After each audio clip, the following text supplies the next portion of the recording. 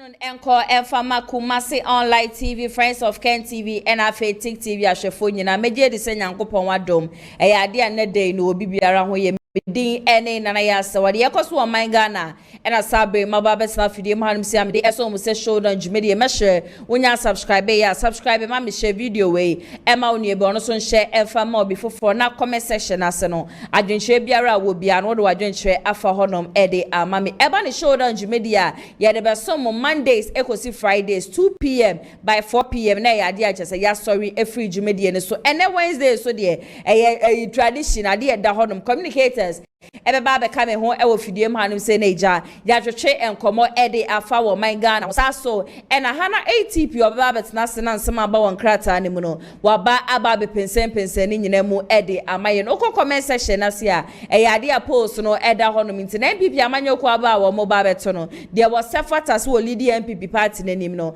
mesre ye baba pa se obe vote ede aman enter some mention jumedie so na madwen hre ene ade agesa aba nyina no matemebo akenkan ni nyina no ede amamo me se momre no ebusia metu fa na ejansema nde maboabo no amede eso mu se shoulder jumedie no mebobobo ni nyina so ede amamo ye nyina ye nim se oman na ye wom no chese LGBTQ and lesbianism gayism transgender ene de keka ho ni ade nyina MPP aprenso ena chese bill no ebeda parliamenta wo mo pa se ya no mo hwe nim se ye mampeni dada na na dodankwa ekufo ado anko obetim show ede amaye na chese bill no ashase aye adwuma na so that time na na dodankwa ekufo ado ema yete ase se wo bi de anti LGBTQ won sensem no wo de akwa akopie mu wo court ntinom enya de obetimi asan ebe dani buburuja e wo man ya chese yetim ye twefa ha kosi se MPP amanyokuo ne bre no etwemu na ebra na ye mampeni owo opposition no hye Ghana fo nyina abo se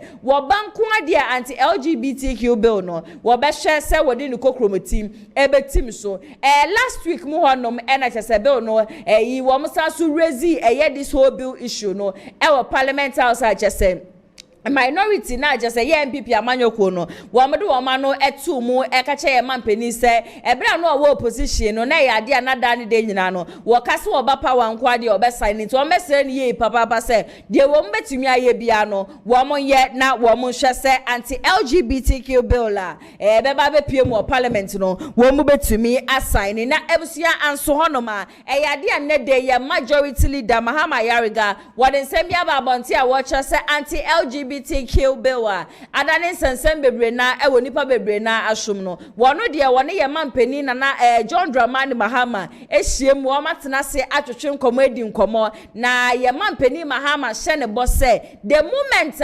parliament be ye ne de ebewie na ebeba beto eye na apon so no eye de a won twetwe ne ho kura wodi kokromoti no ebetim show ankasa ede amagana fo nti wo kan wie ye nam si okay na we chese ye mampeni his excellency John Dramani Mahama small kan yeso no anti LGBTQ bill no wo be sign no anokwasem wedi ne bo hye so a ye hwe nim said the parliament betena said the omo be kan the omo be ye ni ade nyina no wo omo be ye ne intentem ankasa na bill no akwakopie eye mampeni anim na wetumi assign saso na wachi one of the stories are actually ye papa eye education minister ne nsem bi ode ba bonte a fa ye nuano memma wo mo senior high school wo mutiri ho na chese video bi circulate wa be fontentan video no so a emofra ne bi wo ho no ma chese wo ma bo muti wo mo be ko senior high school wo mu yi wo muti na wo mu su ene ade ma hawi na ebe ka se ye mofra wo mu ko senior high school no wo mu chi wo mu mutan a ya ade wo bi ya be yi niti enye tifu ye ene wo mo de be ko school mu akwa sua de na we ani ye former education minister wono so ede ensembi atudwa na edutwum ne nsema ode atudwa no wo se tifu ye ebushia ne education minister kasa wo mo mfu aso na so wo mo nji wo suku dem no enye punishment bi ene ye punish mo fra ne so wo mo nko no mo yi wo mti na mbom no de di kan personal hygiene eboa mo fra na kasa because obu ho no ma wo kotena suku dem 2 months ni ade ni tiri nwa husiesie ni ade ye na so ye ni se senior high school bi no hono ma government school ye was saloonam e mako so omo kwa akoye wo muti omo ko wo hye wo muti anase bibi da bi saa de no ebi ni ye mai muti according to your former education minister Honorable Educhum was say this so emanyi wo muti ansa no wo mako senior high school no enye punishment kra na mbom no eye safety and esaso eye discipline and afeso esaso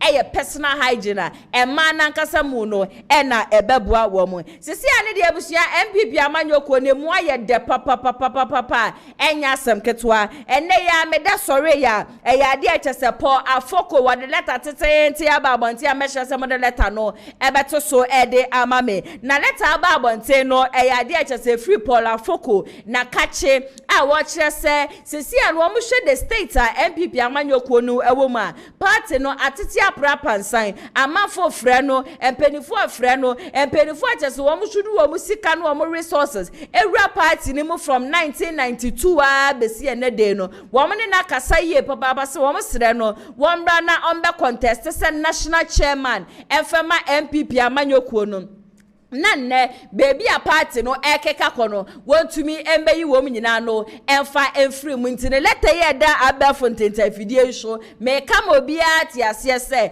Paul Afoko decide say 2027 NPP amanyoko no national executives abache se ebe kwosho no wo beba no aba be contest se national chairman se chairman butedie wenya aka se wo mako election wo mako hwie MPP party na guntu ono chairman butekura de enya de wo be contest biom 17 menso anu anko wono ene ye MPP amanyoko ni chairman na nkasa no ebuhia ye hu bebi a wode afantie na chairman bute etire mu ede amano no no so decide so wono so nko biom dia ene na say Paul Afoko why ever ready you see say national chairman Eddie ama MPP amanyoko na side bere kro ya and a chairman won to me wono so nani abedi just wono so nani die kire busua wono so ehwe say wo benya akwanya no na asisi anu on regional chairman biom na wo ba be national chairman ba me amiti he busua say wo bisa me asema meka kire on say when it comes to national chairman the brene padia anka Paul Afoko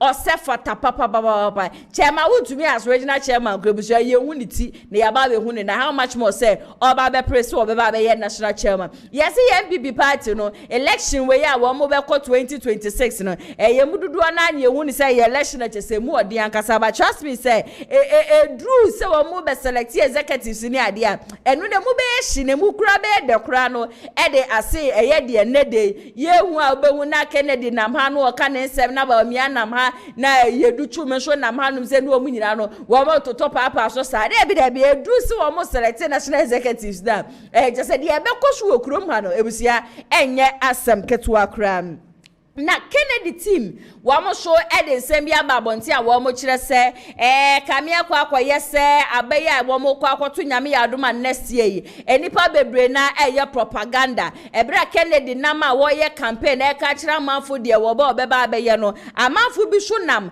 ena wamo shu de wo mani abede na de emfa ho edin se ye ne ade en wamo ye nti this time de Kennedy akompre ko hine Japan ni team say can ye wo beye and stop accusing people and into ton one sem kire se mention moto abama me a meba be yese na saa edidi atem ne propaganda ne ade abusua ekoso ne ade nyina no wo mo hye se wo mo de ne nyina no ebeba na wieye na dwumeko abusua ne de wo maso mase a medi so down dwumedie no ehwomo eye Lionage Clinic GH and yade biara abusua eda so a wachia bra wunya no aduro no me kanfo wo mo ede ama day say ya diabetes say ya ulcer say ya arthritis say ya infertility say ya fibroid you prostate cancer ni ade be ma so de anopa kokudo so ni ntumi ma maache weni bo oba Japade so na pepepepe na just wa pepe ade egufo ana say wo yo ba wo ma asem no ma siesie mu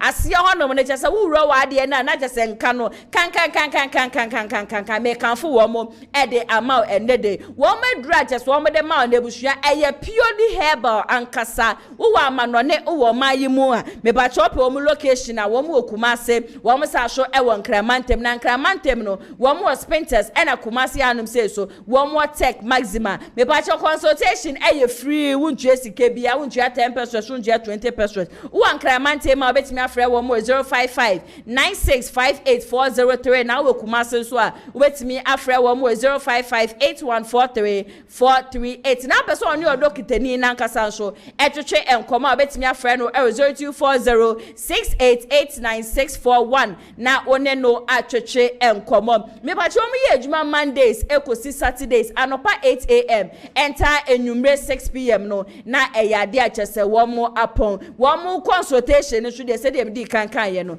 eye free wuntu esike bia nti yade bia reda asu bia no me kanfo wo mo ede ama ko na koje wayaresa ebusia video bi esekuleti ewa be fontintan video no shuan.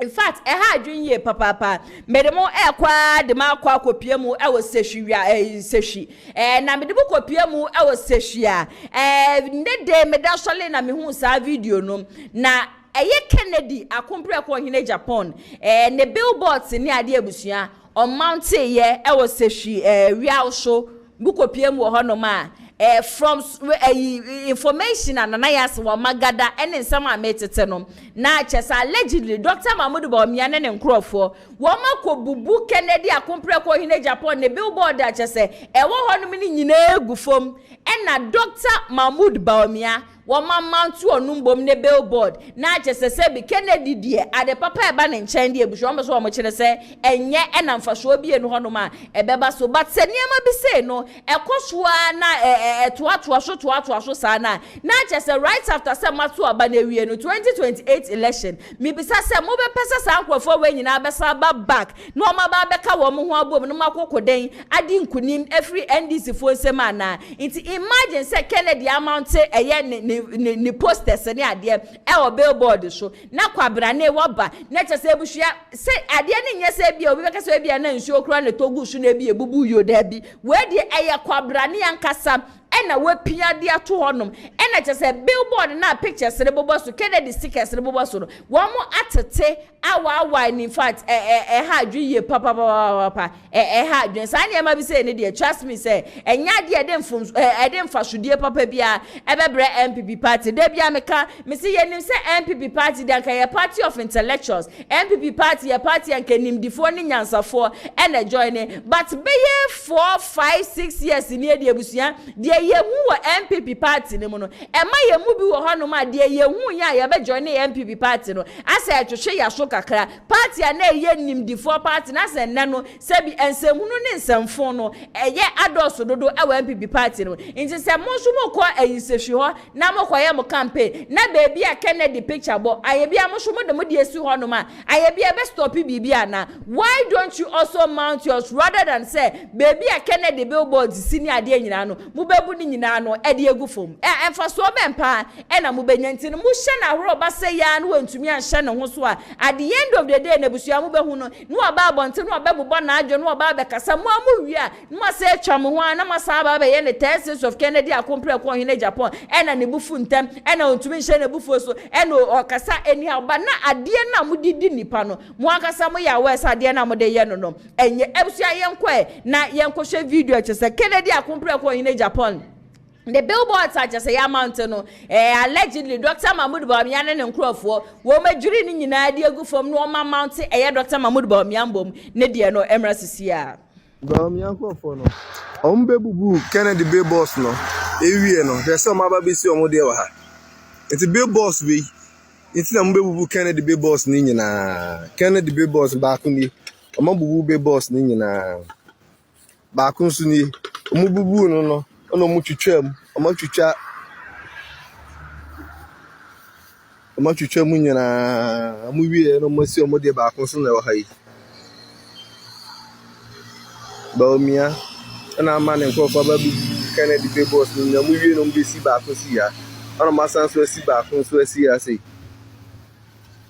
BAWUMIA nkofo no ombebubu Kennedy billboards no ewie no hwese ma ba besi omode wa ha enti billboards we enti na mbebubu Kennedy billboards ni nyina Kennedy billboards ba ko ni Omabubu be boss ni nyina.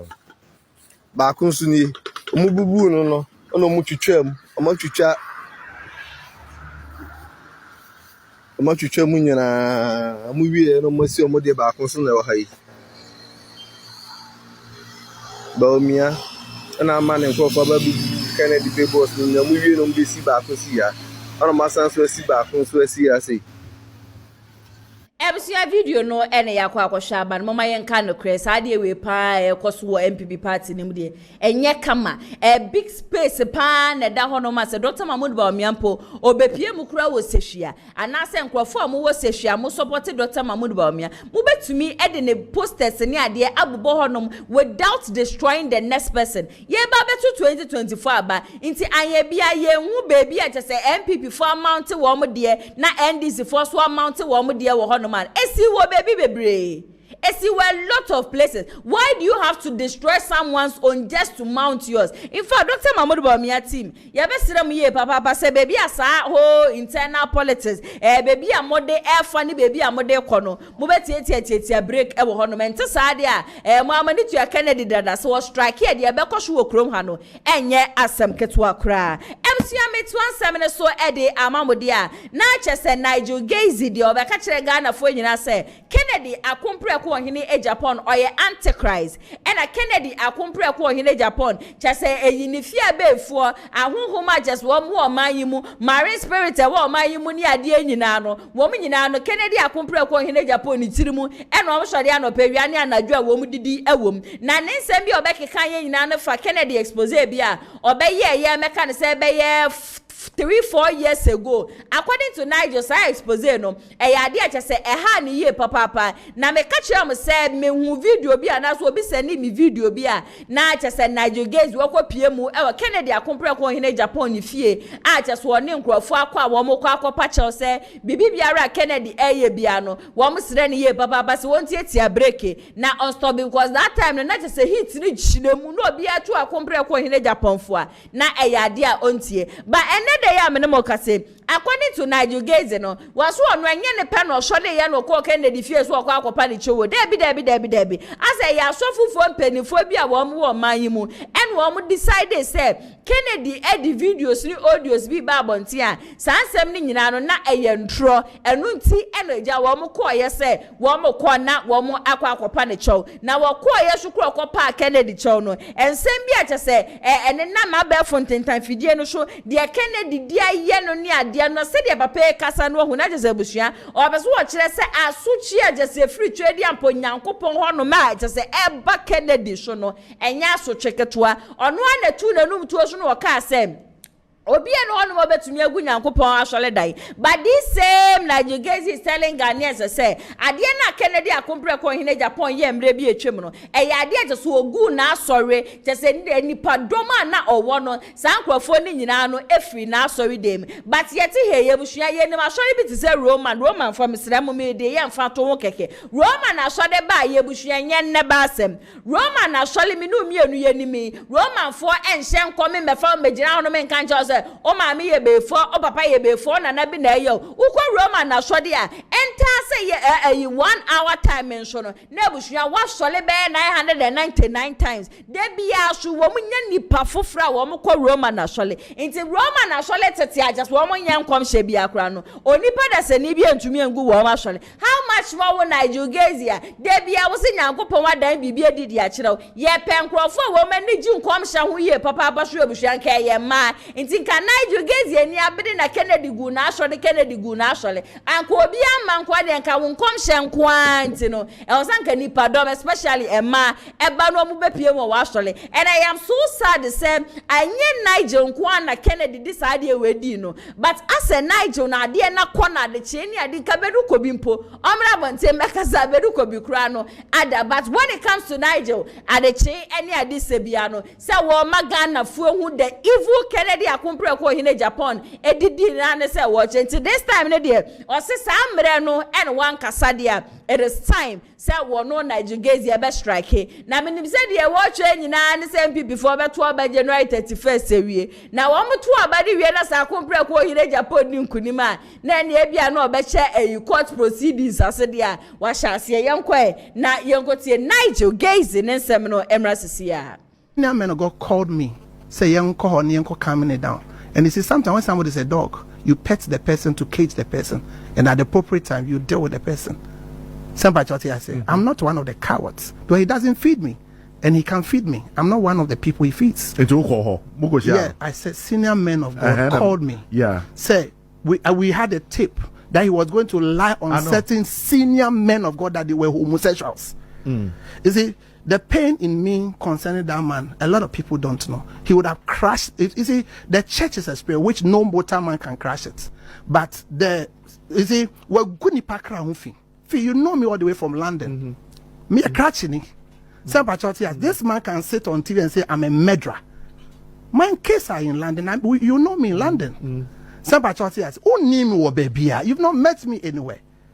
Who tiniko gu or buy my yafi? See the make up poasie. One will be a me by suffer dead and midi meko any way kenke sa fancy kenke. One will be a cop poasie or dimeko any fancy kenke da. I mean, it's ridiculous. Now send people's investment. You know me all the way. You've known me over 26 or 25 years. Same patriotic as here. And who does that? Who does that? Uomba.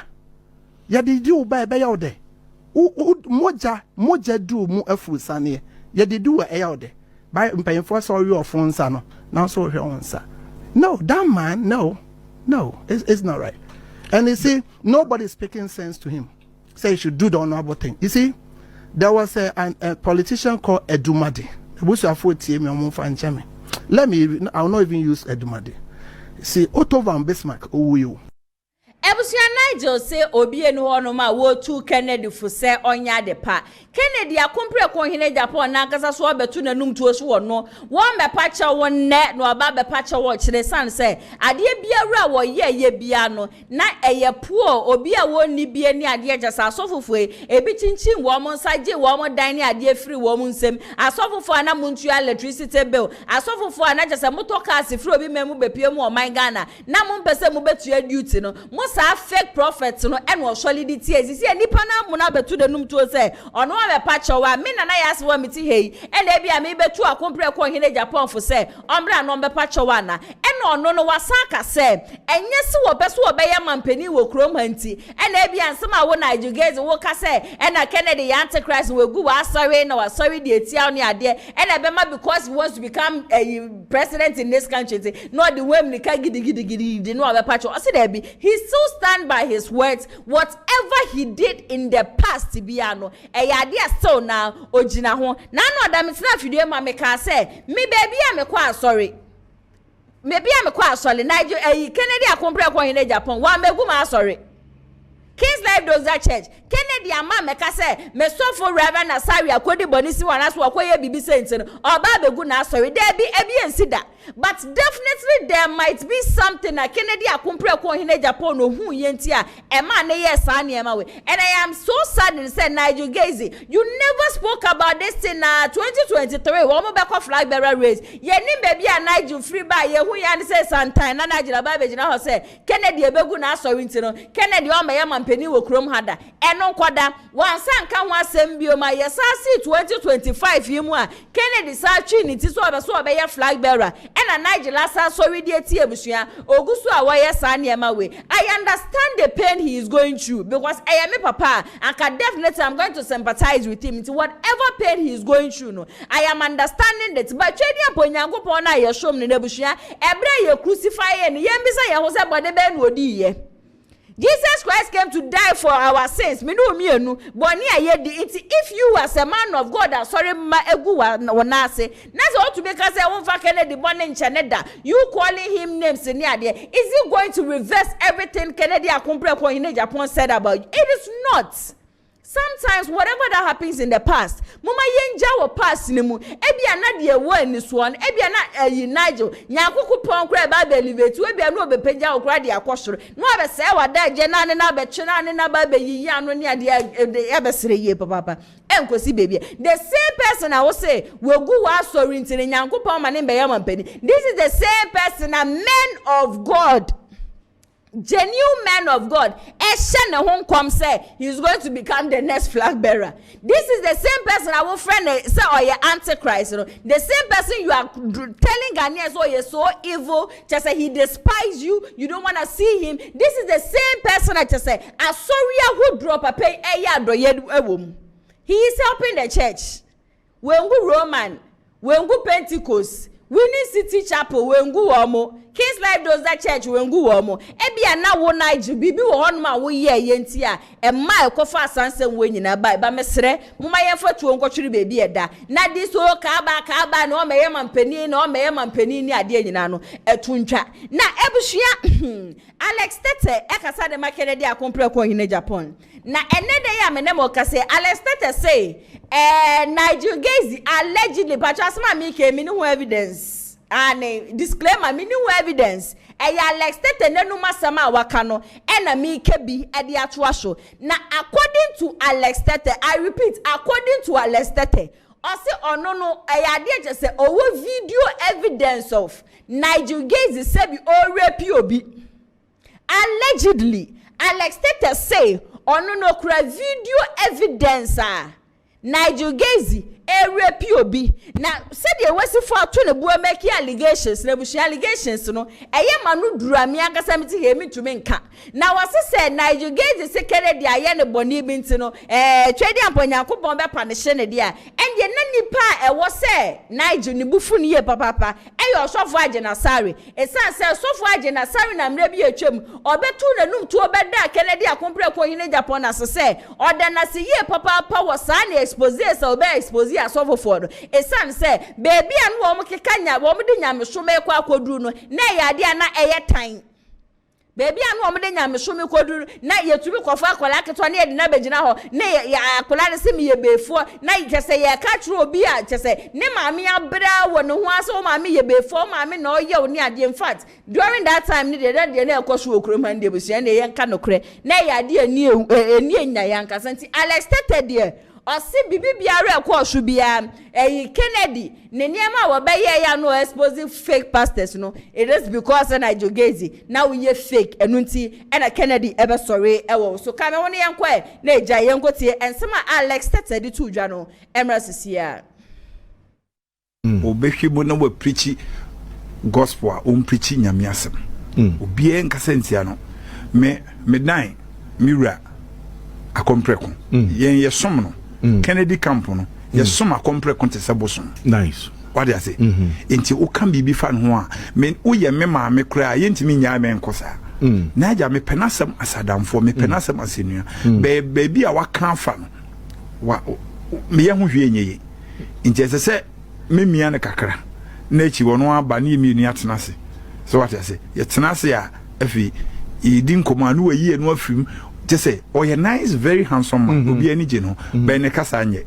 e so ba from ne kasa anye osofo de ohun ebenard ohun ni posture na o de ba ha no me sofo nti na me kan me obi ti say your friend is saying is to danaba me godfather is to ne kan say Kennedy ayesi anka me ma me ya no da James Bishop James on ne kan sa ka me ma da ana so say bon sine kan ya be na jade so no na wo repu bi oh David me wa video no ha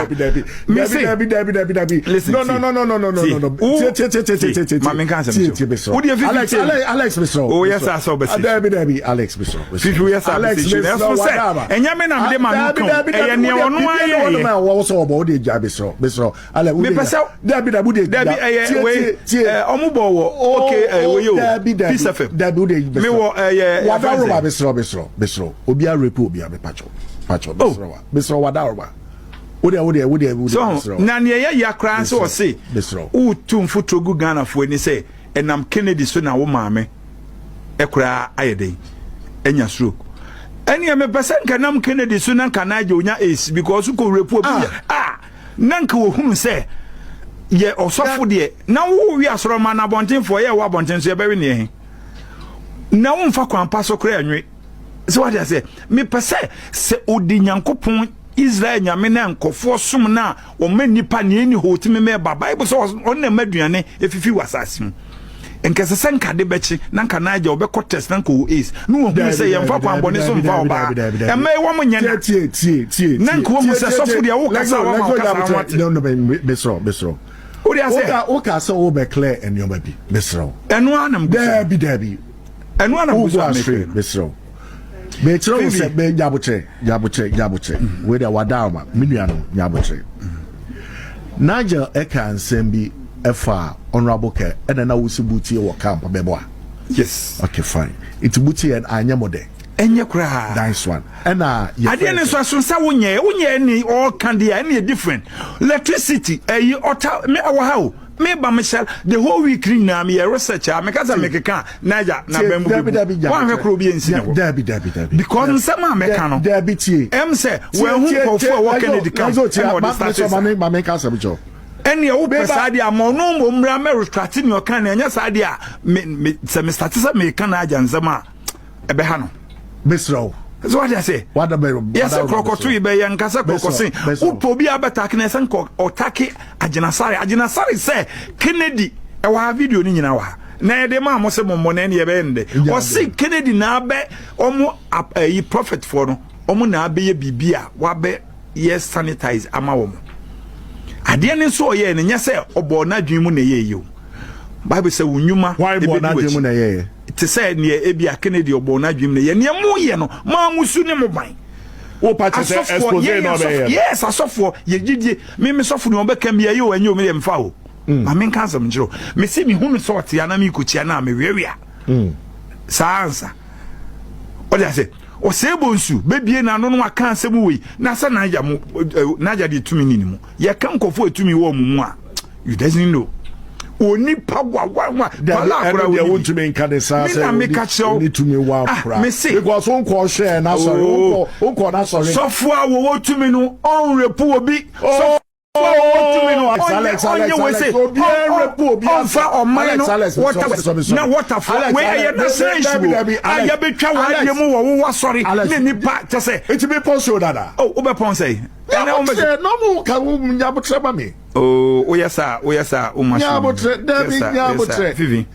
ade ni na enya se me kan na se me ma video na mo play ni ehu se ye me kan nya ma shada na me enya ha se de bebo video kro no wow embo we enya ha na obeka se Ebusia Alex Teta wakasa ede ma Kennedy akompre ko wo hene AGYAPONG ena nede no waba bonten ababeyi eye Nigel gaze ne nsema oka ede fa Kennedy hu se Kennedy antichrist Kennedy egu na asole ena enam Kennedy shuntin kan ma me ye nya stroke ni ade Alex Teta say ye Kenya me difo a wo mu okrom hanu say ya chese wo mo de twede aponya kopon twetwe nkomo director eni kwan kra se nka Nigel wo ben hu san say Nigel gaze nka ho kra ena osho wasa so make allegations to say ade a chese Nigel gaze woni oba bi kra koda yo repi ne ni ade a wono na kire say ade a owo evidence chese Kennedy team no edi ebusia oba wo ma no na se bi efiri wo mu be bi ba na minim se we ya chese Alex Teta abeke yede ya Nigel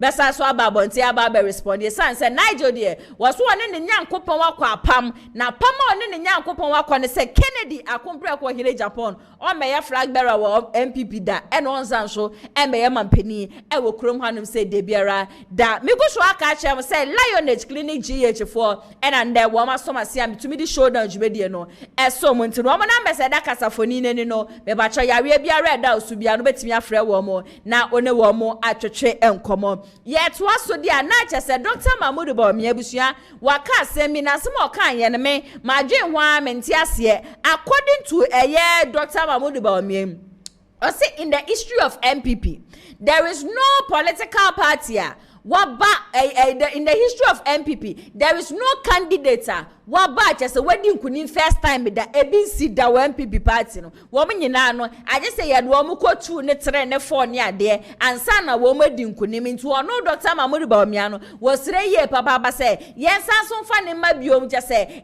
de wo mo ye ma ye former president Kufo ne ye former president Ronaldo Danko Egufo Adon ye nsa so fa ne mra biom na wo kan ye na mi bisa say nti na Dr. Mahmoud BAWUMIA no ono anka se wonim na wo ya we say 2024 election no na wo want to mean nkunim na no na it is possible we are breaking the eight if you yourself you know very well say in the history of MPP obiama first time in medi nkunim dia why then did you waste your people's time musika mutugu ye campaign na mo ye ni ade nyina I would say na time wasted because in the history of MPP obiama first that there and then na we year 2024 in asebi na ye sankwas won krofo now say wo mo adaje wo na pomia mi kru na po and our man resigning from the position as member of parliament e de ma menhia knowing very well sanka can say ya wukwe and can ya dia bedu wonkunim there be ametena ha meka me say whosoever is advising Dr. Mahmoud Bawumia and as we ko platform so a eya no otu Dr. Mahmoud Bawumia fo say won kase mesre ni ye papa wa say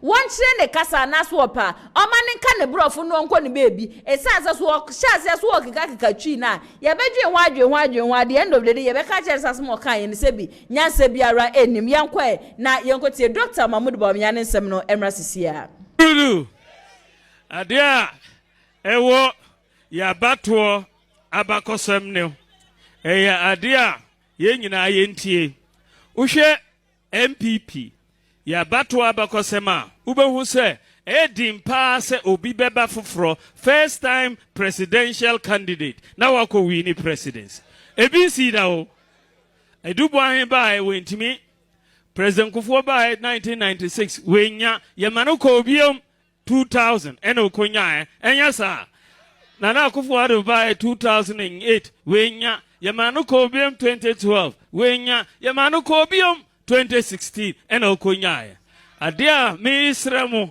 ni se adia yeye ma President Kufuor adia yeye ma President Nana Kufuor mi isramu munya sa emma Dr. Mahmoud Bawumia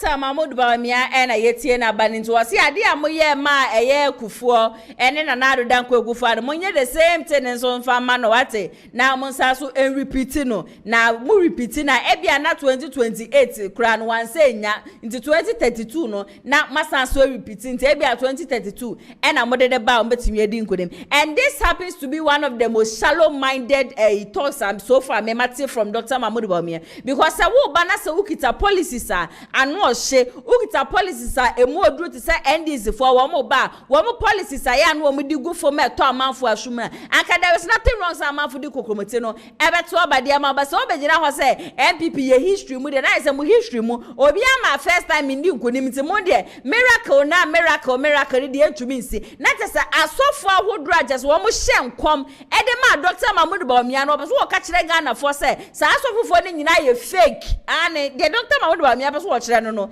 eyi Victor Kusine po Kusine eyi asofo ahodo a wo mu keka Prophet Graham ne wa kopa ni baby atire obe so wo ma Ghana for nyina hu say sa asofo ni nyina ye fake because in the history of MPP obi ama first time ndi nkonim de nti no ono ankasa no ya we say 2024 about omukoto ye no enya dia wo betumi edi enkonem Mr. Kwesi Kwaten kasa de makene dia kompre ko hene Japan na nsema wo ka nyina no se ye po bi a wo young grateful ye papa dia na de say Dr. Mahmoud Bawumia say Dr. Mahmoud Bawumia wo we na niema chesara na do dan ko Kufuor ado ye de boa ne ne ade nyina na nka betumi aboa no wo ba bonten be ka say na do dan ko Kufuor ado nye hwemfa ma no ene yi levios me ba betwem ene betentas me ba betwem ojaso okasa ye te se de boni e ko so MPP aban mu nyina no na ya de a wono na wonim ho hwe na de se ne ho mbo mu bi anhwe hono ma ebre te so wo ye thank you to us obeka che Ghana for say ebre ye to fu wo mu mpo no na wono akasa mu as the vice president wo mko cabinet meeting bia wotimu bi no o se na wonya we eno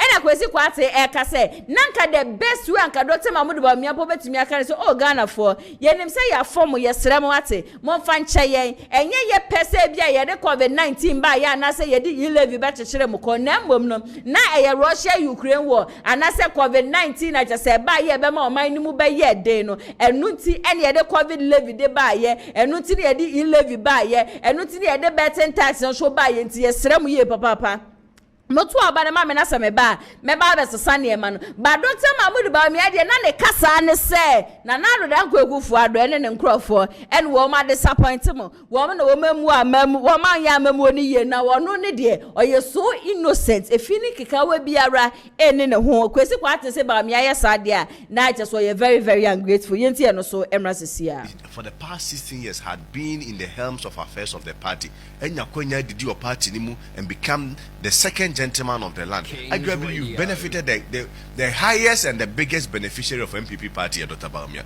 because you were not a founding member. You were not a member of the party. 2008, they had to waive membership and sign away the ultimate album.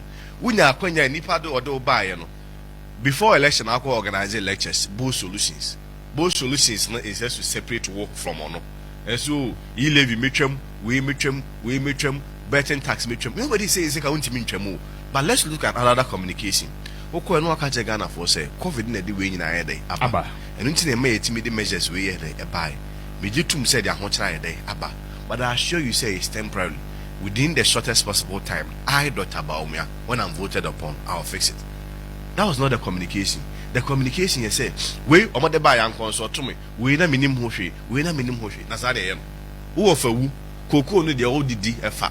Now the maba somebody school fees and who food the house no. Nobody does that. You feel one they call thank you to. Okay, thank you to. The first comment I say to petrol no nya the no nim. A vice president of the country says here to petrol no nim. And actually so tibia one must say Canada Japan no Asem and a year day a me lose election. And I was asking miracles about it. But don't you think sir, it could have been any factor sir, and yet a larger contributory factor? At least minute to be kakra. Arrogance of power no. Canada Japan no Asem na arrogance of power no. Didi yip na Canada Japan no Asem. Napko 400,000 in Chiomoka na Canada Japan no Asem. Oko promises Central so BC airport awensi na Canada Japan no Asem. You see, let's be realistic. Kennedy the head of the economic management team. Kennedy in the car say I'll fix the economy. Kennedy in the car say when the fundamentals are weak, the exchange rate will expose you. You make all these remarks, your coalition then you turn around and blame Kennedy Japan. Kennedy Japan, we are not saying he's a spotless candidate. Can you nipa or announce or said you'll be our announcer? A busy Kenya temperamental, me I don't see like that. Or you'll be all your resource person or the Jumasha on Saw, very passionate about getting results. A busy say, oh, can the or can or we are not born drama. But born dreamer say when you need resource, you should be more interested in somebody who can fix and put food on your table. What's up more Juma? Or more Juma now when you're Jumani no born dreamer. A better sin will be a since 92 BC or also a humble. Most of those who purpose to be humble, they are actually not humble. A lot of them are just weak people, very weak candidates. No more bar, no more appear as humble. No about within from 92 till now, your unemployment issue, intimate fix say, your health sector, intimate fix say, your roads, intimate fix say, then the Pakras have a catcher say, or no, you're humble, tear the trouble mom. Ken is not a spotless candidate, but we are saying, say, yeah, they can turn Sanyeni with all the other candidates. In 2028, Ken has a better chance of winning the elections for us. And we can just say, Ken not transfer, Busan and some will be say, we say, Ken not transfer. Does it include when the fundamentals are weak, the exchange rate will expose you? Does it include the DDEP? When they fail to pay NAPCO, does it include that? When Omokoye promise a man where he central for say Mudada Assembly Airport, does it include that? Can a start at number 1 week? See, one more new home free, let's face the facts. Know how look at how there is a miracle about the address they can. As a now, the back to have been no address. A young man like you, the penny way, could you try the videos, situate it and frame it out of context? Now they are better not he can be a channel. Esquire, my young Kwesi kwaten na yakọ akwakotie nsem ni nyina no abanti Dr. Mahmoud BAWUMIA also a very ungrateful year papa na sa awie na wo mu wi 2024 dan ne de nyina mpeso wo mo de chichire Kennedy konse Kennedy ne kasa ye nam so ma MPP amanyoko no ewe ye also ono anti ase ne na wate ase e chine sanse mo hyebo wo ka wenda fundamentals are we dey share to dispose itself obefa $50 for Ghana cedis de call ya 17 Ghana cedis no enye Kennedy na eda economy na no eye wankasa Dr. Mahmoud Bawumia wona wo feli Ghana for wona akɔhye bo ema Central Region for so obesi ha bo ne airport di ama wo mo ni nyina wan ye akɔhye ye maame no mo market se bi wo be ba besi toilet kra di ama we numpo no wo tumi mpo amfa asokra amfa nkwa bofom amfa ama wo mo nti mo ne ye ene jese mo kasa ya na jese ho ntene ade ena amamanfo bebre na amfa kokromote no antoaba amfa amamo ebusia meto aso di amamo dia na jese last 2 weeks Friday na beto apon so say ade jese 63 MPs wo mo nyina no endorse Dr. Mahmoud Bawumia ene ye nim so kopie mo parliament house jese MPs no wo mo ye 87 nti 87 ni mo no emu 63 na aba bontia wo mo aba be doze Dr. Mahmoud Bawumia na endorsement na chire ni sembebre na abobo bae ma me be ka chire mo kra say yes ade jese MPC wo mo jijiji sike bi 20k ni 10k ni ade bi ene hyehyehye wo mo ho a eno so no wo mo ba ye be yi ano na wo man kwaji sike bi ani ade ene de ya me no mo ka say out of 63 MPs no result am saka ni say 29 ye nkrofo wo mo wa Ashanti region na enne no ade jese wo mo agasa kwa ba wo ma bebubo di say 63 no ya wo MPs na hudro na wo mo support Dr. Mahmoud Bawumia maka say the people who endorse Dr. Mahmoud Bawumia some of them they know very well say Dr. Mahmoud Bawumia ntumemwa Dr. Mahmoud Bawumia is not a rightful person to lead the MPP and also ade jese seka be ka kire Ghana for say 63 MPs o mo endorse Bawumia ye we bi wo hono ma jese Kennedy akompre ko hine Japan the campaign ade a wo ye nyina no sankrofo na atokas wo ma kekesika abo ma tokas ni ade de support Kennedy campaign ti ene mi hu se chema wuntumi ne nkrofo aje so wo mu ye wo mu du wo mu dwuma we Kumasi a women TV wo wuntumi TV sorry wo mu to wo mo ka se 63 MPs na wo endorse Dr. Mahmoud Bawumia no dodo na wo mu especially those from Ashanti region no wo mu nyina na nyaatwom na wo mu no mu ni Bawumia kam na wo mu ni Bawumia kam ba ba ne say wo mu di wo sankrata ne mu nyina ka me ho ne yenkɔ na yenkotie ne nyina no emra sisia obi ba frɛ ama reasons why the maker no enye no kre me mfa ho de minim and now within me minim say eno no and in the coming days I will come and give reasons edi amebebo no nobody can convince me now a chance minim bibi abetumi asesa but the tears say send the part 29 omdo buy from Ashanti region no Kwabiri East MP oni Dr. Bawumia ho mia minia penny me high school mate kwasi jamfio nyina champon oni Dr. Bawumia ho oni Dr. Bawumia ho me say in the coming days I'll come and give reasons such now was a fine anybody is subjected to change lawyer Mia Odoto Biri oni Dr. Bawumia ho oni Dr. Bawumia ho oni ho you see and I'm on a year too no we nipa in anything that you do ma we yes enya we yes no enya we no that hypocrisy nya atwomsem no aseme wa chameleon yen fan to anamon I'll be very surprised when the catcher me say yenya maybe in cancer board ye adwuma gidigidi ma Dr. Bawumia. I'll be very surprised. I'll be very surprised. Lọ́yà kwekwa santi buati. Jaso. The pay yes who are the last prime minister. O declare Alanche Martin. No declare Dr. Bawumia. Sa. And come on, medie. Nim the matino. I was surprised in the part 29 and it didn't be. I spoke to some members of parliament said, Kwame da paye minia. But are you that very sure? It is on people even send me messages. Minim say no be na asmo so me hwe. That panam so no kre But Kwame is a brother. Beyond borders. He will continue to be a brother. Those of them who work constituency one should advise him. Nema oye a man here very successful, no. How he did his things, you know, ultimately in politics. Amanyosem, he is at liberty to choose whoever he wants to support. But at the end, we are no credit. 10 months after election, what declare Amenipa Miensa?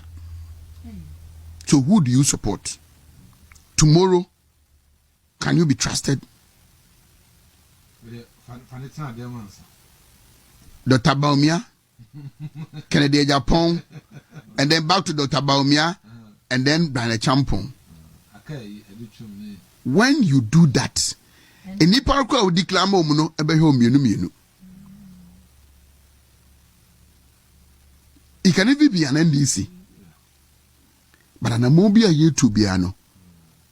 Let your ye be ye and your no be no.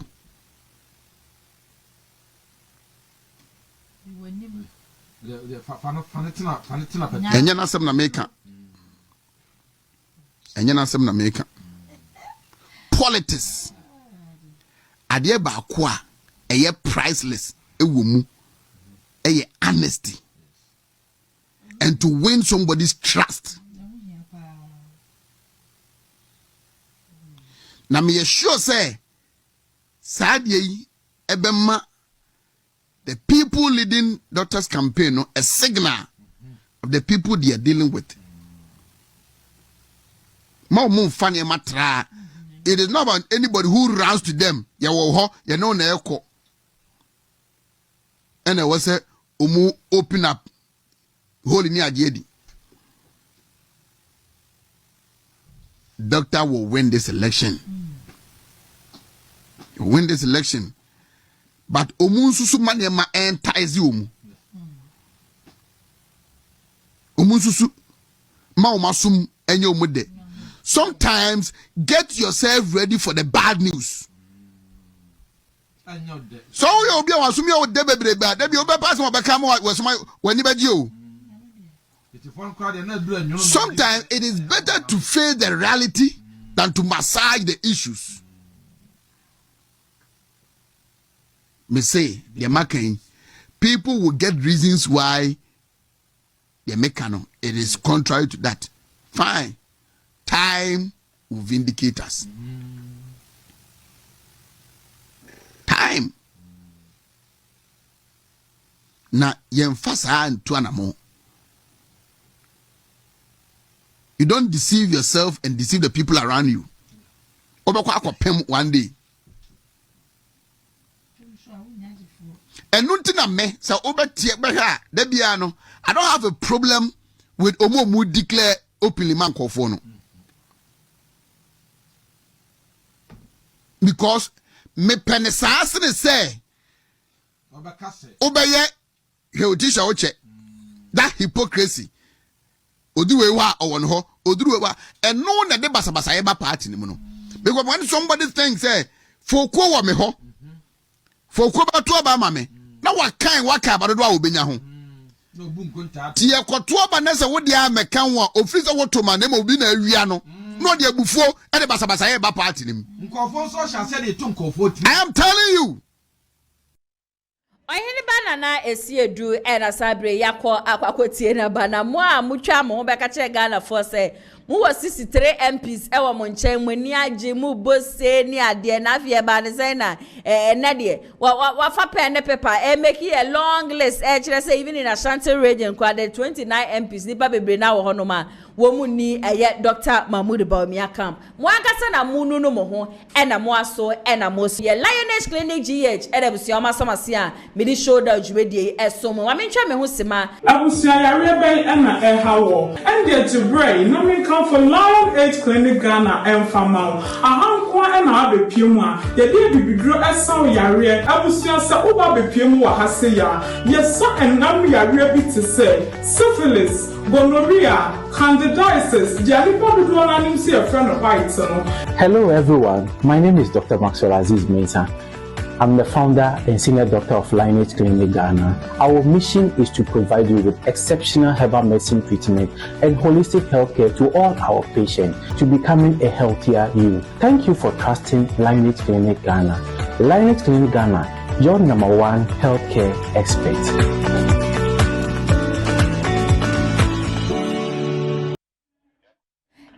Lineage Clinic GH na one wo mon twetwe nkomo na yawe da osubia no wo monbua ema weduro papa ebetumi agyo enche kra na agese babeja fa ba betina se na de yekoso o my Ghana no ya twetwe nkomo ede afa ho eye Kelvin Opoku kusi adodo na efre no boss oye Tescon KNUSC Communication Officer Saso and Paul Owusu Opoku one so a 10 communication team member omeba betena sineja ya twetwe enkomo ede afa my Ghana hona before asana mema makwaba no mame enfam nkopiem wo Ghana News Stand na midimu kopiem e wo hono ma eho ena chese KT Hammond wakwatena agese bushua wakeka nsem bia ne nyina no efa ne wi agese wo reye e wo eye adanse asokwa na nchechire mu agese bushua wode aba no enye se bia na amafo na nto abanfa ma ne na mmom no eye chese MPP amanyokuo no e wo ne constituency over nipa be 7000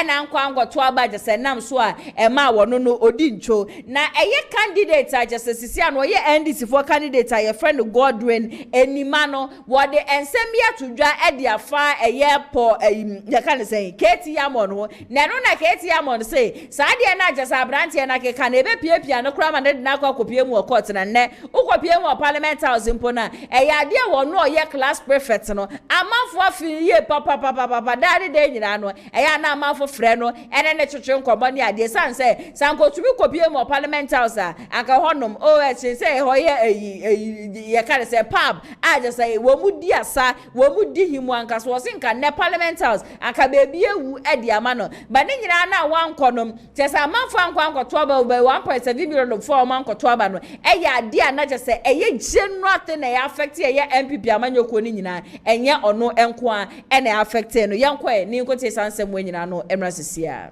in say maka that's probably not the reason why we lost. That non also come where I don't attach much importance to it. Yeah, maximum candidate be and say 7,000 or 1. According to your successor, man. Yeah. Well, listen. I say you disrespected the people. It did not form at the point they had to kick you out. Well, there's any tea partner on your team. No one stay away from me. But this was successor. Me say, so your friend say, you come here to let me feel now. I am a bush penny and answer here. Someone him now, catch it. Say, me say, the tea papa now. Obey dear on your dinner, on your nano free me.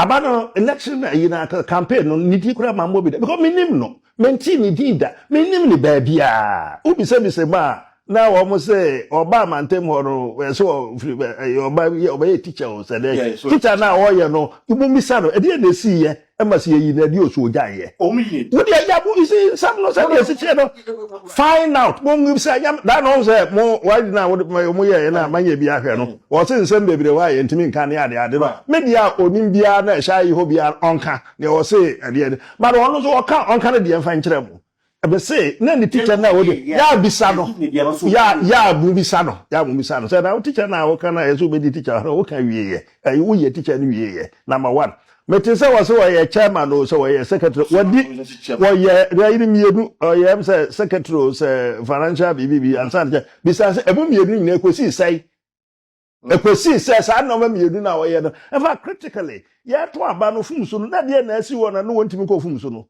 no brabe no wabo no fumso agya ne ya enti no ne wontimi ko ho no ya ne ye gbodidi ho no wa say de ye ma won fa na no ma meso sa wa nyame start mo program no o ka bibi say nyame no obo nyame they was fine say nyame because nyame tumi a na wo de wo so say ne hwan is nketi ya mo ne adanse asokwa ne MPP omo a starting say MPP NDC pe wo mo ba stand David handstand catch ba ko abene to aba ma beat ne 3 times omo ko catch le say bra was get ya bod wo me waste me time me waste music ani ada me ba omo de ye wo ne primaries na omo ye no baba ba ko ho ne ye primaries do be mu pai ye say 131 or so mu pai ye general mosquito ye okoho am ko okoye huhudious operations bi constituency bi ayi bi o ha area bi o ha da afi no omo de on branches also na branch no baby na branch no ye nyan establish wo obo nti no omo nto aba ma na ye omo ko ye bibi ma hofo no omo to second ba nye pa ye na chiri no emu ho baby to ye na omo ka kire me o ye ko ye afi ye so onu na nya ya anti ye de bre omo first choice no na wo no nyame nti wo ka nyame se me nyame na wotumi se ne we besi a na wa kan sa na wo bia wa no na wo kedire mo na wa kika se wo gbe na wo minua be last one no me last board be se wo na wo gira se da ni sa de na wo se ba do ka woni ba kwa mete ye toilet so wo gira ti se wo ha ka de abde bo ni sim ka praise for ba chebe na am see so wo gira ha ka de abde bo ni ka praise for ba chebe ba so woni ha ntimi for money trip me ba me fie ho no toilet na ho no ayi constituent for no toilet na se obetumi akọ toilet o ma amra ya to aba ma me mfie aduonu enan na me gina ho na you know one kasa I was so proud because I was stressed I was oh mama ni e kokoma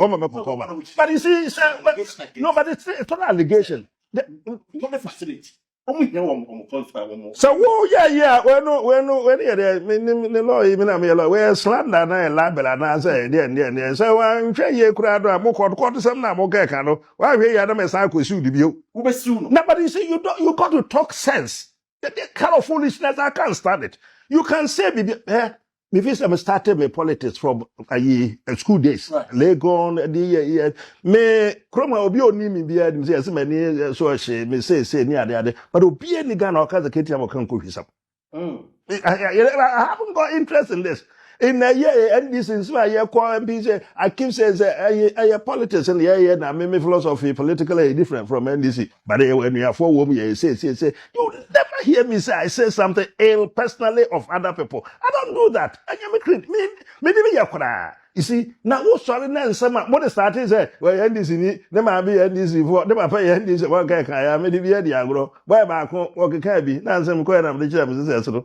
na wo so when you know so anti mere ba de he no ba also the na di bi yes di okeka also ohumi o waka say yezu eyeza ya di bi be sere ni but you don't disparage the image of a man like that number one I don't know what does it say about the constituency. Nipa no more constituency on the constituency no your more constituency. What does it say about them? Say papa na no that one man no to make a say na wa ma to mo amamon mo di ti mo fura ye ira je je mo nko be ma mfie na mo kota wa okay wa no kura look at me bibia me so share man sam keka o mo manage ho ani nye ho o so manage ho ni ade ade can I ever say this in jest or in what would I say it? It doesn't sound in my mouth. Look at me. No, can sound about okay. No, I say look at another one. Only nyamina or kaya na musumi di no say nyamina see hine ni ade ade. Omo pae de nyamenya na kakra. No omie na adwunim. Na adwuma na wa ba so obe no. O hunu nyansa ye de ese adwuma we. No, I'm serious. No, you're listening to me. No, you are not listening to me. My friend, mama for manisi. Wo ye bibi na nyansa na ho a aso me can insult obiri ne he wo ye ade a wo de adwuma na wo ye wo de ho nyansa de ye is that an insult my adwuma na me ye no say me fa ho nyansa fa nye me kokota me kwa gina ka kasa ba heart but the nyansa to my adwuma na me ye no na makọ na me kasa o ye adwuma wo ye a nyansa ye de to ho no ebi ni say kasa ya kasa wo dipam kasa ya kasa wo radio so kasa ya wo de wa adwene to ho na hu ye ka masma me ka na won ti ase no yenya sete ayi TV the cameras na de kira wa no a nya ne say wo say wo can be by force keep quiet if you don't know what to say be careful what you say and now a patria o tito na won say abu a wo yi ka say abu a hospital betumi abu mpo o meya won ka say nyama wa no a patria ba bia koda asma America na no that's why so onyire hu no fa nyansa fa ntu adwuma na wo yi no fa ntu ho me ko Kumasi me ko ye vete napo ane ne ada ayifo no private ana ye ko asafua ane another binimu bia ana mo aba begina ho say menka ho na be wini journalist wo no no mo di machi kasa ho na be wini we say ja we say na me catch it over there. Obia no ya MPP for internally, you don't need my views on this. Or mobile, ye di dimechi, nyamu ye debia ya budi dimechi debia. All the dimechi them because you na me car me go from a car. No, the cameras no aside about menka. Now KT Hammond and Yakwakotie Nsem into one show one of the people I almost survey for the longest time our parliament no can who be, but unfortunately in 2024 when to me answer so and quite just say NDC candidates I will take you over and watch us say and send me and not just say Danny Dan na KT Hammond eka did the attempt ni idea omutise kube any idea not just work catch there when the man fu nyina can who be and ama went to me and nkunima just and there KT Hammond when your platform now what ni di hu sa ansama agese ekoni ade nyina no nukura biara nim na mmom no enipa hodro na ena anko to aba amfama MPP amanyoko sabre ya mene mo ka say Paul Owusu Opoku watena se ebusua mene no eba ba twetwe nkomo ede afa wo man Ghana ho okasa ede ma NDC amanyoko no oye 10 communication team members aso ena wo ye data transmission officer ewo bosomche constituency mama na kwa ba shonko enfambra shoulder jumedie so Paul Memo akwaba. Yeah, na madam. Bibia boko de. Na me adom bibia boko. Yeah, da oba de na se. Eja ndisi amanyoko ni amatesen wo. Oh, ndisi amanyoko sisi ade nyoma mu ye boko na se ni aban ni guso no. E da so a reset o man no na de yenuanu mo MPP for di jae no. Enye saa na Ghana for ni epe no nenso ya di adwuma ne de. Se ni ebe ye se ebe gi adwuma ne se na so. Na ebe reset o man de. Eno ane wo mempanyi John Dramani Mahama any era ato forcing ato is forcing the obi eka no enti eno anye guso aye ko man mu aye de aban papa ba. Okay, I think the last week in so na rehosem etu ye nyina ye nana kunedu ajiman rollins so da ne benkum so condolences message by and I'll be free if you do him hanim say ede ama eyebusia. Okay, so ye nyina ye maame Nana Ajiman Kunedu Rollins ina enim edwuma we diama Ghana especially bana Ghana mani ni role play in our fourth republic and we cannot talk about his legacies her legacies without talking about the role he played as a founder of the 31st December women and also the role in terms of education and healthcare. So on behalf of 10 KNUST we will extend our condolences to the family and also friends of Emma Nana Ajiman Kunedu Rollins. Ni ama busuafo ya akọ. Na ejidi se mre papa mu no. Aban ni chise ebebe mu na the fata se ye ma no say ye founder ere no. Ye be ya ma no say party. Okay, Paul, my your topic for discussion. We are quite your first topic for discussion. The public must have access to the helicopter crash report. This is coming from NPP MPs, to His Excellency John Dramani Mahama. Over Asem, you so say. So in MPP, the diversion tactics in Kwa. So most of mine mu koyi na nyome koyi economy ni BAWUMIA. Then they chip in something irrelevant. Nyoma insha da in here no mo dia bem na abese nyoma. Yenka ebusuafo ya in na ni tua 6 August 2025 yi akwanhia boni a esi o adanse a enam so ye hwere o man panyifo bi ani military fo bi. Na asem we si ye no aman nyina ekwa arehuo mu na yewura o man panyin so e ma yehu ne wo ha e wo so o man ye hwe anim. Na enem eni nansan mu nsem ekokoso no ye nuanom NPP for edene nam say e wo say omuhu report no na report na denti na aban atena so adenti na aban en release report no na nokure wo ho ne say on the 25th of August 2025 na aban ST commission of inquiry na commission of inquiry no omadwuma ne say omobehwehwe mu de koba ya airplane akwanhia ne sie na nyoma mienu ombetimi de agina so ehu no baako black box wo plane ni mu na ofuru plane a ye wade ye friend black box na black box na de ye ni say omai ni such a way say plane ni sese den kra black box na de ensay nti say plane no enya akwanhia a record de be si wo plane mu nyina de pilot ne beka eni de lead to akwanhia no and commission of inquiry aban eti endun bosome miensa otene 25th August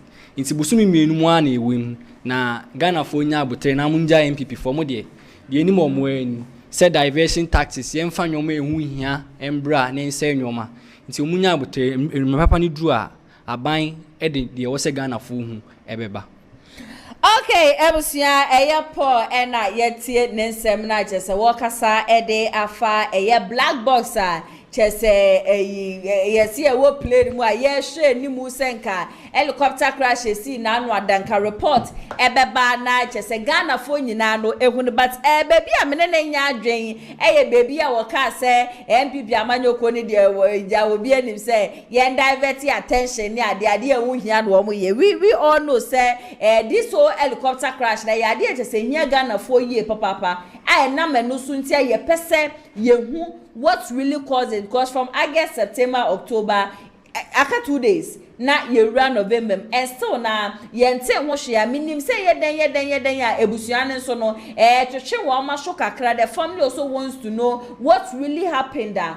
Ma this whole helicopter crash no esi ye I think say baby aka say MP before the ba one more divert attention near the ho the baby po me no nyadwe we all want to know one person obehu dey see ya na oh 89% who dey see but I was say it was check. At least the minority asking our president for a report. I personally think there is nothing wrong with it, Anna. Oh, I believe say the minority knows best, and whenever a government establishes a commission of inquiry, you give them a stipulated time. I also mudi yejuma. Ebia bosome miensa. Inti bosome miensa nindru ya. They cannot come out with their findings. So when one my estimated time be say be yema wo 2 months and yema wo we you nti when dey chen wo mu bi sakeke. Do you get what as so say be o maka say be yema wo be 1 month and 2 months and e be endru ye na e be o mo ba abonti aba be ka say na ade na but this there was nothing like say estimated time. So we've not heard about it. Me say me ti most times me video comment section I say am for ba no ma be cho na na ya how far with the helicopter crash investigation am for tell be say the minority for no should be too mo na just say ya sempa bia na refrain wo because na ye mampani ye nim say ade sure just say siri so na ya asem ketwa ti bia na no na bia na we lose focus kakra ti wo mo kai no beba Ghana for sure. Okay, I was just happy having mo ka say bossu ono so atrase ama me ma ono so akwa abashonko bossu yes me na me adum pacho na so boko na say dey hear me dey boss me ni nje mo kra fache me eja metimi aba bedru ntem what bedroom ntem no we delay me 30 minutes as what bedroom ntem fache me Odi yenremu eja mre no kwa ka just 30 minutes. The public must have access to the helicopter crash report. NPP MP tells Mahama will take on that. Okay, you know about my first akunya we so enter the Asante regional organizer Dr. Francis Adomako Francois, the incoming regional secretary baby Francois will be on mame and chana men sra obadi inshiran famano. Na men commercial South constituency na men chair the able second vice chairman at the Mamensia South constituency lawyer Bonsuki secretary the incoming regional assistant secretary maybe will be a mame and chan P. This helicopter here is crash AC. I don't know the black box no ache. Inti edise MPP MPs ebusa abine say adentina omonfa black box number na incident a ma anase de call say plane crash no omon mekanche timamfuo no on say eto down your man Ghana mu na odini o ma ye politics a wa wo be diso ebebubo time you akufo nanado danko akufa do by no say oh presidential plane I am right into obey there or better for now and this is for the politics oh and the oceans are incident is here yeah black box a helicopter anymore at the end of the day dear a course plane crashing I was say Ghana for a day but be 2 months getting to 3 months in yenya report to be from abano ana enye sa afini ekọ time helicopter na e dia koye hwehwemu ana say dia koye we have the black box ewo we know they've told us we black box enti adentina say hu black box na adentina de cause incident na ewo black box no omon fam to ya say ni say and the man plane crash near there esi and he say MPC no ebusa aban no say the cause of this helicopter and as a incident no the cause of this no say omu busa aban agi muaye free aban wa omu dis omu busa okay cause omu nyina esi and atomrenche we esi and enya ndisi fo nko ane motoe Ghana man nyina obi a motoe and he say I was say ka bibi chire Ghana man say and the cause incident na Ghana for so be the ebeda omo so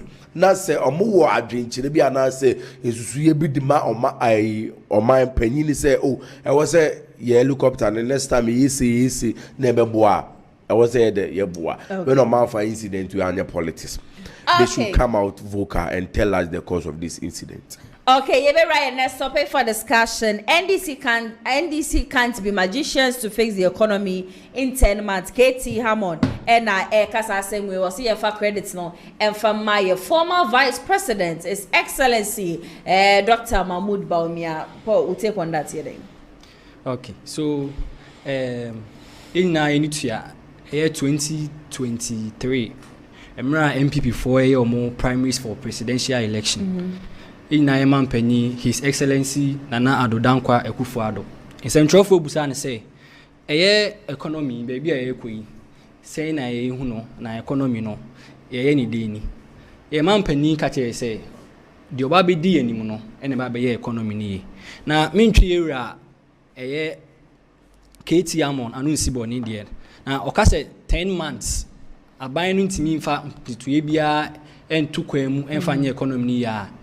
A quite be so many nya adwin na the entire many nya adwin say fa His Excellency John Dramani Mahama amamuya odanu ya odi nhihye bi atokwemu a nhihye na odi atokwemu no eno na aboa ema ene economy no ebumi nhihye ni bi ne den nhihye ni bi a omampanyi John Dramani Mahama eni ewura ato forcing edi atonkwemu a omoboa eni omoboa ama Omaino etumpon no ebi ne 1 gold board a yura John Dramani Mahama odi share yura Sami Jemfinsa oda no ane eboa na accumulative reserves amaye na obebusa say then na gold board no na gold board no then eboa for economy no so you look at the role of gold board in the accumulation of reserves to support the local currency, that's the cedi. So from January January coming to when I can say gold board led by Ira Sami Jemfi has accumulated a reserve of $8 billion. And this $8 billion refers to inflows of foreign currency are buying through the Bank of Ghana between their supporting cedi no.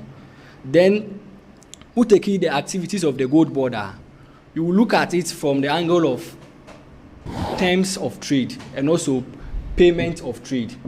The partner say a dread year and near my for Sudino gold board no juma die be na eboa say fa account here ye kan ya ye o de friend no current account na current account no e fa a dread ye any sika etu ama amanfoforo no and e fa sa account ye so capital account na capital account ye wo foreign direct investment. Say bi obi wa abrochi na o invest in the country and I say bi obi wa abrochi obeto real estate and I say ye Ghana for e wa say ye to we o ha e no e form part of our foreign direct investment and also in your portfolio investment and only say bi am Ghana ha say na me invest in stocks, New York stocks ni nyina e nhihye ya as a result of gold board no aban ne atum atokwemu a aboa ni etimi accumulate dollars that support your local currency. And I think so one major indicator of an economy booming is inflation rate.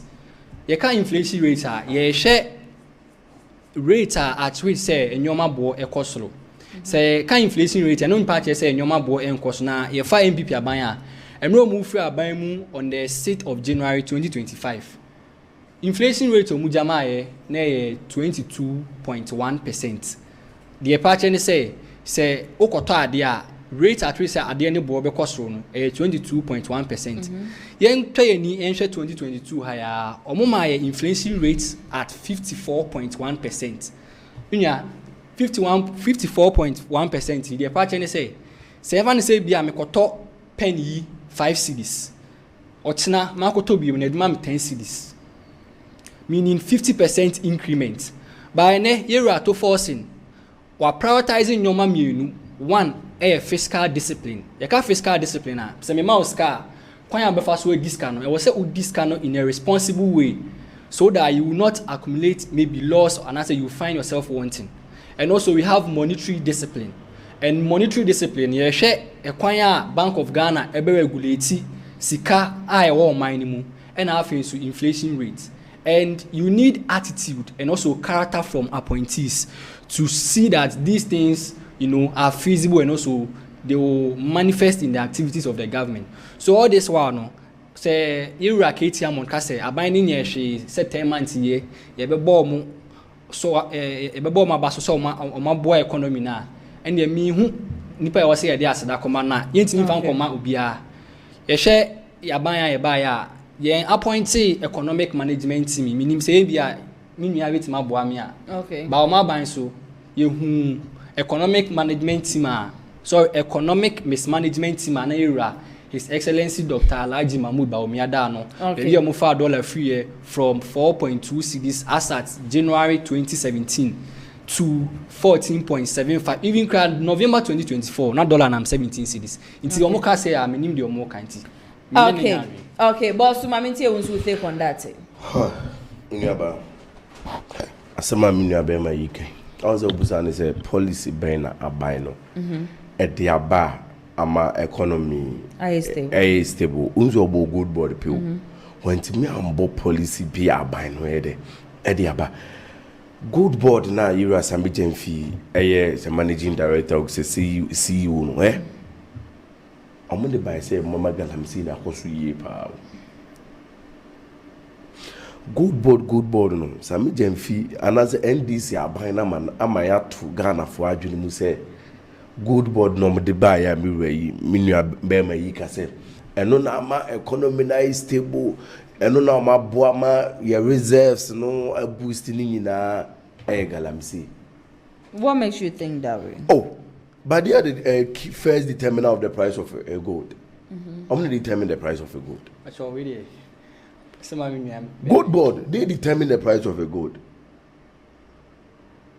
And if you determine the price of a gold, what are you telling we the citizen? You are telling us to go and engage in galamsey so that at the end of the day there will be more gold reserves in this country. Yet here no more and say the gold board has got nothing to do with illegal mining. They will tell you the gold board has nothing. They are just trying their best, sir. Yeah, fire gold in the idea and free or my mu and copy will be mem. Happy. Say, oh, try, say, young fire gold, and I say, young fire gold in copy will be memo. I then I buy no and set up committee, and I say, I buy no ma. I don't want to illegal mining. I'm normalizing who say, these are the people are into legal mining at the end of the day, too good now. Omode kwa koma good board for. But here lies the case. The illegal miners are the people omutu galamsey ni biya. Nom de akoma good board for. The good board is the key determiner of the price of a good. And to determine, what are you trying to tell them? We are trying to boost their confidence at the end of the day. They should go and engage in illegal mining. Also by policy banner, John Dramani Mahama a campaign. Or catch it and say, oh, this formation 24-hour economy 133. A Jumara project, whatever they call it. A DNA economic policy be pana bino.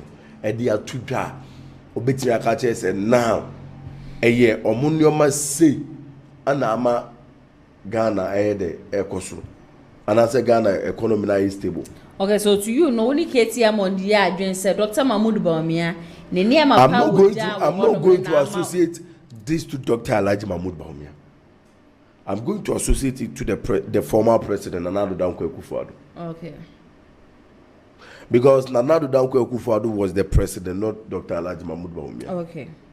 So if we are giving the key appraiser, we are giving it to Nana Danko Akufo-Addo, not Dr. Alhaji Mahmoud BAWUMIA. And many Katie Amonia say NDC now from their first 10 months. And no mapebia and your mudia. But and your maboni be almost yeni ede. It's a tool. Ushe and your man, Nana Danko Akufo-Addo, Edugu Akwem, the one district, one factory, one constituency, $1 million, and then the NEP policy. A boy ma youth nya adwumaye na economy ni be stable no e dey na NDC for ade aba e dey no mo dey aba because oh ye NDC for ye buy policy we ni e dey aba. Okay. And I said this is the economic policy ye dey aba. Also because when me am ba kokra do you when me am ba economic policy NDC for say oh ye ni e dey economic policy we ye buy. Want me more and now said they are just enjoying MPP goodwill or mujato within 10 months. Okay. Or you didn't say inflation as at November, inflation 23, inflation. Also say, or mine everything say Adibia I'm planning for Ebre Sadikonisia. COVID-19 see the whole country, we are seeing the inflation increasing, not only Ghana. Inflation increasing with more than 2%. And Ghana, okay. It is a Ghana inflation increasing due to this COVID-19. Now, at the end of the day, we were recovering from this COVID-19 so that Abani say, oh, we know how to bring back the economy, but the lives of the people, we don't know how to bring it back. Now, I buy no design your mother in a Google aquam, send your bear COVID-19 and as I send a bear economic policy. No, a bit me stable. Also, if I be more now dollar that I think they're 40, right? Yeah, they're 40.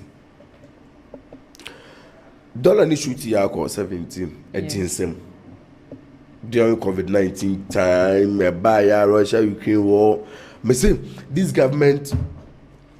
Omunya hu anazo omunya enfomani hu adeboni bia atuwiase afa na nyina ebe mo ma hu say oh Akufo-Addo ya ade o omunya hu bi okay it is a common who say oh these are the global crisis you see here now at the end of the day no ma Akufo-Addo etimi and making sure say economy no the bounce back and they are going to give every credit to Nana Danko Akufo-Addo and the MPP government. Okay. The NDC, among add anything a boosting of this economic stable about oh my Ghana. They've not added anything. Okay. Okay, boss, you ever that's not just all credits now according to boss to enco and farmer MPP amanyokon, woman no mobile bema, woman didn't ma ebegu akwem, and this by and the omoyeshi. Do you want to say something? Oh, dear Minya Bema Ekan, Sebio, and no cray embing. Now, the Oka say, no man, you enjoy the economic boom I enjoy in I MPP are buying a tremukui at the 2 Quamuno, Sebio and Yano Crena. Say, only 2 Quamoa, I didn't see an economy engine, a brown on Moa Bemu. Now, mind you, Omufia Bemuno, now you're rated Ghana by Fitch, junk status. See reti o mind be junk status the patch say o mind no ensen fata say be born ebusia investors e bi obi wa abuchi o be say o di ni sika be sha o mind mu say at the end of the year no at the end of the day no obenya returns no the person should not have the trust and also the confidence to invest in Ghana by ne yera ato forcing any honorable Asiama Bank of Ghana governor Omo aboa through negotiations name say pa His Excellency John Dramani Mahama aban e dia to kwan mu no Ghana yaba B- na de pa che ne say they see aye man aye wo mu cedi no end depreciate senior PBR and if you recall in July the cedi was rated as the best performing currency worldwide and baby a befa dollar ni free no 14.75%. Sorry, 14.75 cedis. I dollar nam 11.7 cedis. It seems say I buy no ABB and many a bear can BB, and I would like to draw his attention on it. Say gold board any determine the price of gold. But Gold Board is a regulator of gold trade and purchase in Ghana. They buy from small scale miners and also 20% of gold from large scale miners. So Gold Board, yeah, creative for Galamsey. Galamsey became rampant during their time. And trust me, His Excellency John Dramani Mahama is putting it much effort to see that Galamsey will be mitigated. Yeah. Okay, you will write a third topic for discussion. That is 3 months without a defense minister is a dangerous gamble. This is coming from in Team Fojo, boss Mamintiewe. 3 months in Ghana, you need defense minister. Into Omano, it be 3 months. Do say, yeah, former defense minister, Namia Fanny Crency, Dr. Omane Boama, due to this incident, is seeing you see in the defense minister. It's a defense minister appointment. I went to this mo. Obiaya na we are submitting a candidate. We are submitting a nipa. I was say, Philly say I was here the man, and it's up to 3 months in your defense minister. But is it not dangerous to this? It is very dangerous. We don't have to play with these things, because as a country we don't have a defense minister. As a country now. Yeah, we're acting and you have to force or are they? And you're not a finance minister. Yeah. Don't mean acting finance or a finance minister or a acting a defense minister or a spokesperson to the presidency, say. And your nipa bako duty say no pay. Rule say an family no family. No. It is about time the NDC I was a Omuji defense minister at the moment in Ghana. Okay. Adentina, Dr. Sapon, Omayi deputy director general Amanadmu. Now Adentina defense minister Muntimini. So be an eye and your market ones who should show me now where the rightful person. No, let me tell you. They are playing politics around this. They are playing politics around this. Say what's up by the finance defense minister. It is a say my Ghana na enkofu free baby ebidim nyamra say my Ghana who is going to stand in as a defense minister at force. So for instance, BBS or my Ghana in a army at force IMF meeting at the same time obende obecheni mu ba ako meeting defense meeting no as ako IMF meeting and that be ontiminesa. So it is about time I was a John Dramani Mama a defense minister my. Okay. Now at the end of the day who said this is our defense minister. Okay. They should stop playing politics around this appointment. Okay. Because very dangerous as a country say at this point in time you need defense minister but yet any time I replace the deputy director general. Okay, Paul Maminti will take on this whole defense minister. So, if the MPP wants to play politics with governance, they should know where they should send their politics to. And me, the Asem, exactly 24 hours at Ranchim we see sit August 2025. His Excellency John Dramani Mahama appointed a substantive acting defense minister in the person of Ira Honorable Atoforsen. And the Mibra Kase Yeni defense minister na BBC Wahana IMF Ihya Atoforsen na Ihya Atoforsen as defense minister. What will he do? And there will be a friend with delegation. Sometimes ministers will delegate their tasks to their CEOs and also deputies. And we have an acting and able deputy defense minister in the person of Yeri Abroja Jemfi.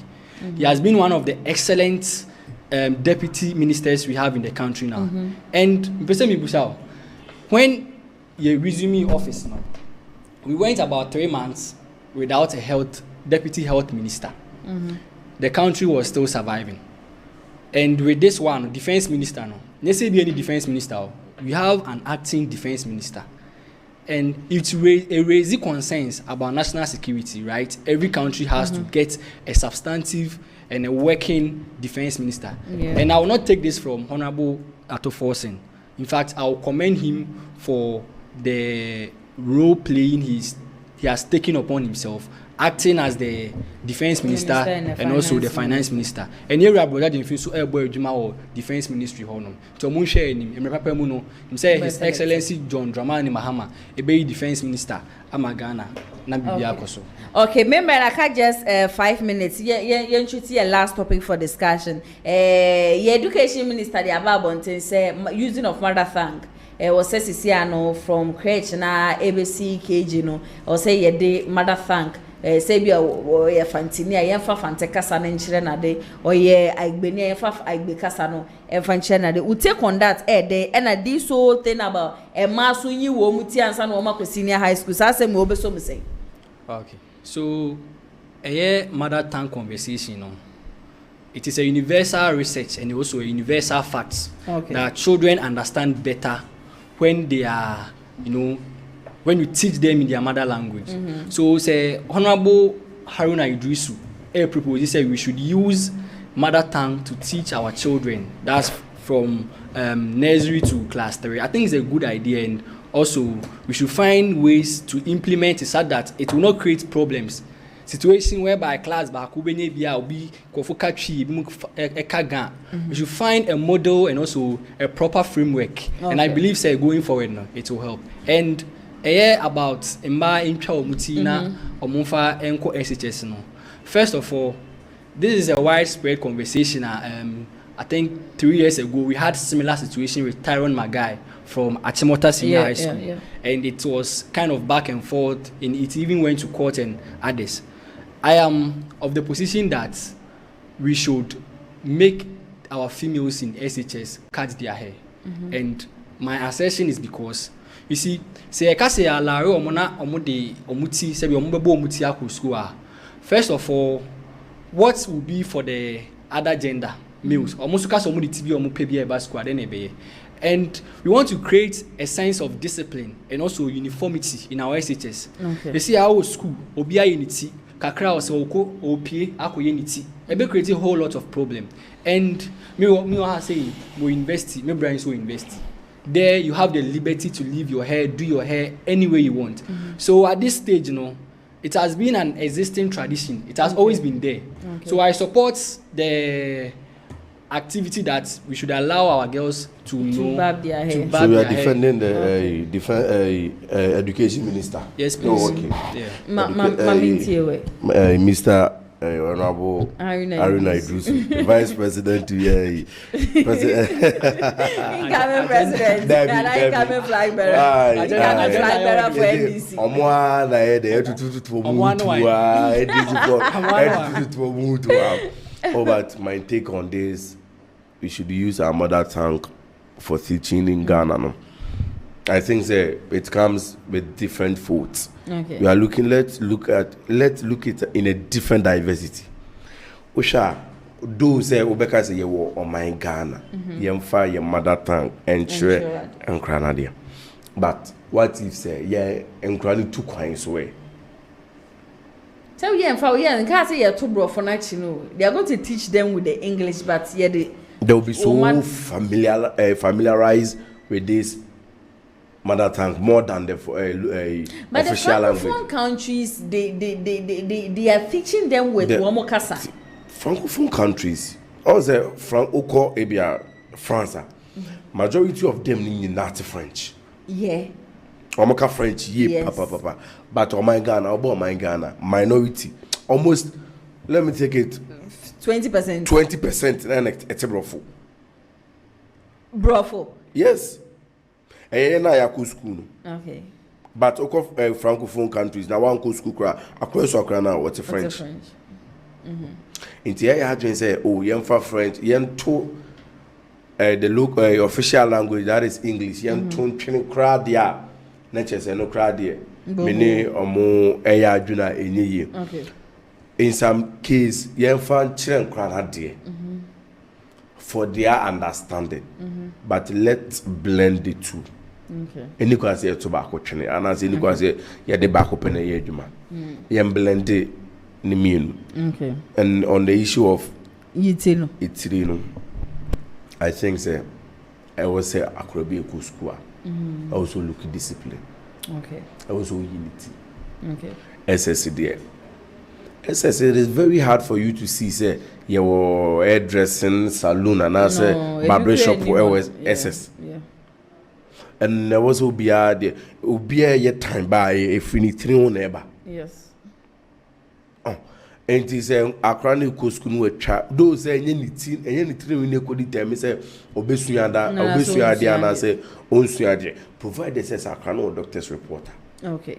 It's very accurate for us to accept that doctor's report. Say, oh, and now acquire me and say be soon.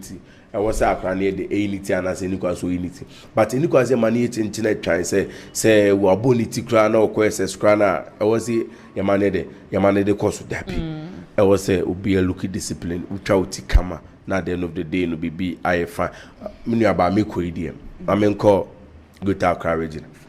Na mentia the incoming Greater Accra Regional Women's Organizer. Okay. The founder of the Unique Ladies for NPP.